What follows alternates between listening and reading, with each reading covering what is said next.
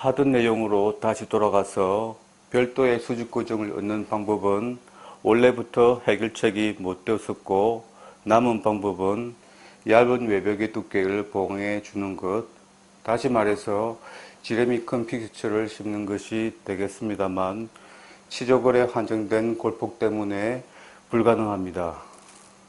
그래서 픽스처를 위로 연장해서 골폭과 상관없는 잇몸에서 외벽의 두께를 보강한 트랜스무코잘 레벨 픽스처가 개발되었었는데, 이 자체가 GBR이 효과 없다는 사실의 반증이라고 하겠습니다. 만약 GBR이 효과가 있었다면 얼마든지 굵은 픽스처를 심어서 결합 구조의 문제를 해결할 수가 있는데, 굳이 이런 디자인이 나올 이유가 없었겠죠. 어쨌든 드디어 픽스처가 위로 올라가게 되었습니다. 치조골 위로 살짝 올라간 1번이 치과 임플란트의 출발점인데, 처음부터 이렇게 올라가지 못했었고 오히려 중간에 반대로 아래로 내려갔던 이유가 있습니다. 커브 스크류까지 연결해서 식립이 끝난 상태를 보면, 만약 잇몸 길이가 짧은 경우라면 3번 트랜스무코잘 레벨 픽스처처럼 구강외로 노출된 상태가 됩니다. 현재 시점에서도 이 둘은 골유착이 상대적으로 불리한데, 현재와 같은 관련 기술의 개발과 이론의 정립이 없었던 과거 치과 임플란트의 초창기에는 골유착 성공률을 올리기에 급급한 실정이었고, 게다가 치과사도 임플란트에 대해서 아는 것이 별로 없었습니다.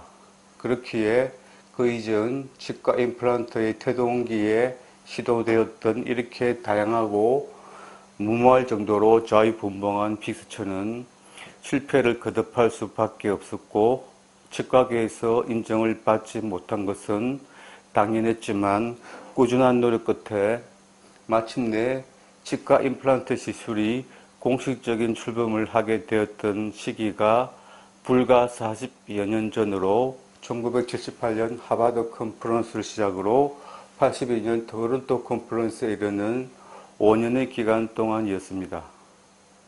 여담이지만 제가 치과닭본과에 진입했던 시기가 84년도였는데, 당시 국내 분위기는 80년대 말까지만 하더라도 임플란트를 거론하면 여전히 아웃사이더 취급을 받았었고, 대학병원에서는 시술조차도 되지 않았으며 강의도 기초 개념만 소개하는 정도였는데, 90년대 중반이 되어서야 분위기가 달라졌죠.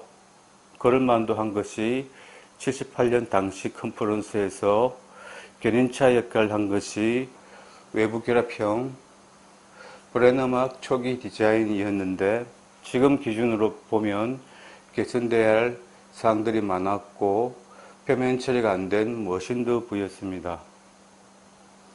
표면 처리 기술 하나만 보더라도 90년대 중반까지 이 방법 저 방법 해보면서 혼란스러웠던 시기였고, 당시로서는 현실적으로 가장 신경 쓰고 필요했던 것은 유착 성공률과 그 안정성을 높이는 것이었으므로 픽스처가 오히려 아래로 내려갔던 것이었죠. 어느 정도 이론과 기술이 정립되고 나서야 스트라만이 SLA를 내세워서 드디어 잇몸 끝까지 올라간 트랜스무코잘 픽스처를 선을 보였던 것입니다. 그리고 그 이후로도 지금까지 계속해서 관련 배경 기술과 이론이 더 발전하였고, 수술 방식도 개선되었으며 앞으로도 임플란트 기술은 꾸준히 발전할 것입니다. 게다가 치과 의사들도 임플란트 시술을 실제 임상으로 많이 경험하게 되었고, 스스로의 케이스를 통해서 장기적인 결과도 직접 확인하게 되면서 조립형의 장단점에 대해서도 잘 알게 되었습니다. 다시 말해서 치과 의사들도 임플란트에 대해서 과거보다 더 구체적으로 그리고 실체적으로 더 알게 되었고, 그 수도 늘어가는 중입니다. 따라서 이제는 픽스처가 위로 더 올라갈 수 있게 되었기도 하고, 또 올라가야 할 동기도 생긴 것입니다. 그래서 요즘에는 기존의 것보다 위로 더 많이 올라간 조립형이 슬슬 나오기 시작했고, 아울러 1층에 대한 관심도 다시 높아지는 추세입니다. 1번, 4번이 나온다는 것은 3번의 결과가 완전치 않고 약점이 있다는 반증인데 실제로 그렇습니다. 먼저 구조 변화를 보면 깔때기 모양으로 파서 얇아졌던 외벽이 경사진 4개에 의해서 보강이 되었고 4개 길인 만큼 결합 내사 길이가 짧아졌고 테두리가 배별로 경사가 져 있는 경우에는 나중에 크라운이 맞닿아서 외벽이 느리지 않게 잡아주는 효과도 있습니다. 그 결과 나사가 덜 풀림으로 개선이 되었습니다. 그러나 어차피 내부 결합형이라는 한계가 있어서 정도와 시간의 차이만 있지 결국 나사가 풀리거나 부러지고 또 넥이 부러질 수 있습니다.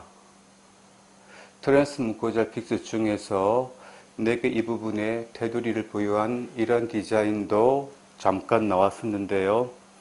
정말 잘못된 것이겠죠. 앞서 말한 플랫폼 체인지를 제대로 이해를 못한 결과입니다.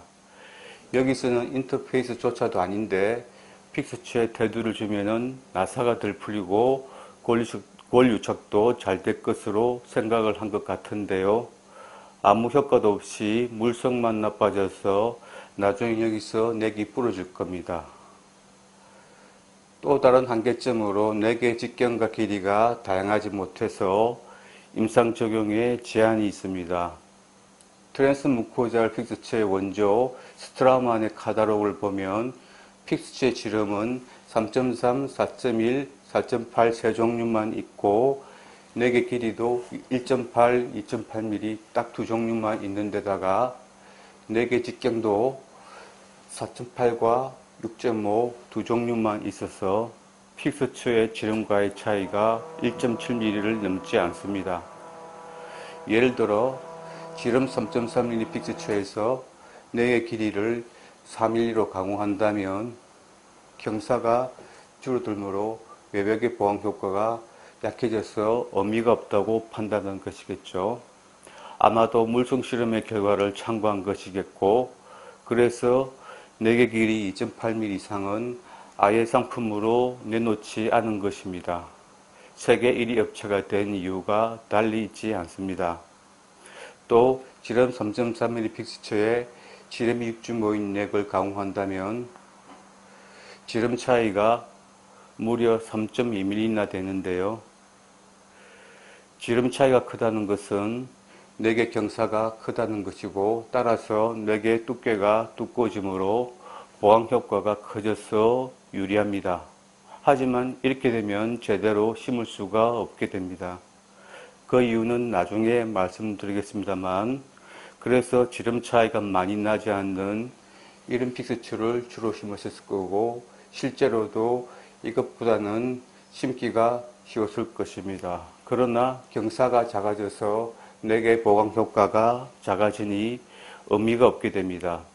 마찬가지 이유로 지름 4.12 픽스처에서도 지름 차이가 2.3mm가 되는 지름 6.5인 넥을 강화하지를 않죠. 따라서 픽스처의 종류가 겨우 8종만 있는 것이라서 임상 적용에 제한이 있습니다만 이것은 구조적인 것이라서 어쩔 수가 없습니다. 그래서 이 회사도 할 수 없이 본 레벨 픽스처를 생산합니다. 그런데 본 레벨 픽스처도 지름이 3.3, 4.1, 4.8mm 세 종류만 있고 더 굵은 픽스처는 아예 생산을 안 합니다. 이것이 무엇을 의미하겠습니까? GBR이 효과가 없으니까 지름 4.8mm 이상은 굵은 픽스처는 아예 생산을 안 한다는 것이고 남아있는 실제 골폭에 맞추어서 셋 중에서 골라 심으라는 의미입니다. 따라서 상악동 구르식을 제외하고는 GBR 위한 액세서리나 재료를 판매하지 않고 있습니다. 이게 회사가 아니라 세계 1위의 글로벌 업체입니다. 어쨌든 트랜스 무코질 레벨 픽스처는 이 부분에서의 테두리가 없고 결합 나사가 제일 짧다는 특징이 있겠습니다. 이제 세 개의 조립형에 대해서 종합적으로 비교를 해보면 특별히 어느 하나가 뛰어나다가 할 수가 없고 각각 장단점이 있죠. 예를 들어서 이번 본 레벨 픽스처는 지름 5mm 이하인 경우, 즉 대부분의 케이스에서 조립형의 문제점이 셋 중에서 가장 많이 그리고 빨리 나타난다는 단점이 있지만 유착 성공률이 셋 중에서 가장 높다는 분명한 장점이 있어서 골절이 많이 나쁜 경우에 선택하기 좋다는 것과 시술 경험이 없는 초심자의 경우 혹시나 안 붙을까 걱정할 필요 없이 안심하고 선택하기에 좋은 것도 맞습니다. 그리고 식립 단계까지만 보면 신경 쓰기가 일이 별로 없고 편하게 심을 수 있는 것으로 느낄 수도 있겠지만 나중에 지대줄을 연결할 때 보면 나머지 둘과 마찬가지로 심기가 까다롭고 만만치 않은 픽스처란 것을 느끼게 됩니다. 따라서 셋 중에 가장 쉽기 편하다거나 쉽다는 것은 결과적으로 보면 틀린 말입니다. 다시 말해서 조립형 셋 다 얼른 보기에는 심기가 편하고 쉬워 보여도 결과적으로 보면은 제대로 심기가 어렵다는 것이고 그나마 1, 2번은 심을 때만큼은 쉬울 수도 있지만 3번은 심을 때부터 제대로 심기가 어렵고 까다롭다는 것을 바로 느낄 수 있습니다. 그 이유를 말씀드리자면 치족을 상단의 골표면이 이렇게 평평하지 않고 대부분 경사가 져 있거나 굴곡이 져 있기 때문입니다. 이에 대한 설명은 다음 시간에 말씀드리겠고 오늘은 여기까지입니다. 시청해 주셔서 감사합니다.